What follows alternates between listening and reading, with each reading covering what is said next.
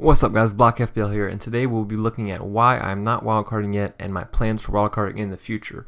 So here's my team right now. As you can see, I have decent matchups, which is pretty much the reason why I'm holding off on my wildcard. So let's look at sort of the players I would get in right now, the players that are in form right now. Let's look at their fixtures right now. So Pooky right now, he plays Chelsea at home, then West Ham away, which isn't bad, but then Man City at home again. So you wouldn't be surprised if he only scores like one goal over those 3 games, right? One against West Ham and blanks in Chelsea and Man City. Although I could see him getting 2 or 3, because he could score against Chelsea, he could double up against West Ham. It's not that, I do want him, but I don't think it's as urgent as time to bring him in as some people think. But as you can see here, his fixtures start to get good around game week 6. That is when I'm planning to use my wild card. If he's still looking good by that time, I could get him in, but not only could I get him in for that good run fixtures where he plays Burnley, Crystal Palace, and Aston Villa and Bournemouth. But if we look at Ashley Barnes and Burnley, who Ashley Barnes also looking in form, he plays Wolves and Liverpool next. Yes, he has a good a good wildcard game week 5, which I could use the wildcard that week too. But going into game week 6, he plays Norwich, Aston Villa, Everton, Leicester. Now that's not amazing, but it's still better than Wolves away and then Liverpool at home as he has now. So if I use my wild card later, I'll be able to bring in all these good players and not have to wait out bad fixture games for them.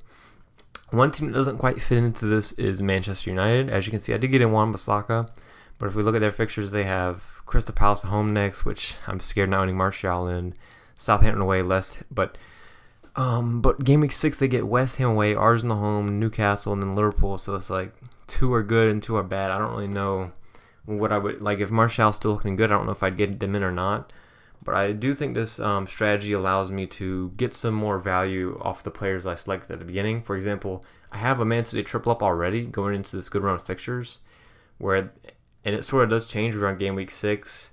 It gets a little bit tougher. I mean, not really. I'll probably still have a Man City triple up with De Bruyne instead of Ederson and Zinchenko. I'll get rid of one of those for De Bruyne.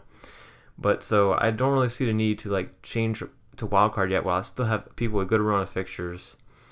Kane, I got him in. As you can see, obviously next game week 3 and game week 5 are really good. Arsenal away is not the best matchup for him, but hopefully he can get something there too.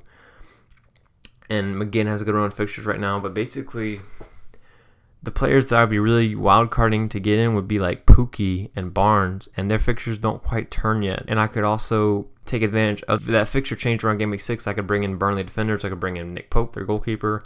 I could get in Cantwell, maybe give him a starting spot if I want to keep Kane in. It also allows me to get more information, but that's pretty much basically it. I mean, as you can see, I have Perez too. Perez has 2 good fixtures coming up, and after that they get bad again. I just don't really need to get rid of him as much as I think, or as much as it feels like almost, because he could still do good. His fixtures are still good, and I got him for a reason, I hope. But I'm just going to keep everybody while their fixtures are still good, and then if I wildcard after game week 5, I can get on a good swing of fixtures with completely other teams. And keep in mind, it's still only been 2 weeks. I know my team isn't looking the greatest, but I think with the fixtures I have coming up, and if I play my wildcard at the right time, if your players have good fixtures, you maybe can wait another week. Also, it's worth noting that Wolves also have a good turn of fixtures around that same time. Game week 6, they play Crystal Palace, 7 Watford, 8 is Man City, but then 9 is Southampton, and 10 is Newcastle.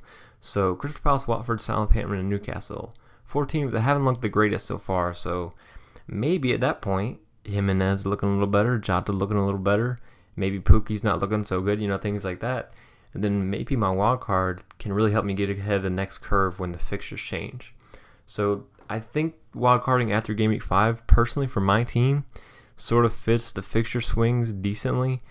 And also it's early enough where I can still get rid of some of the players where I probably shouldn't have got them in the first place. So yes, that's what I'm thinking at the moment. I've been getting a lot of people, and I've seen on Twitter, people are saying, should I wildcard? Should you wildcard?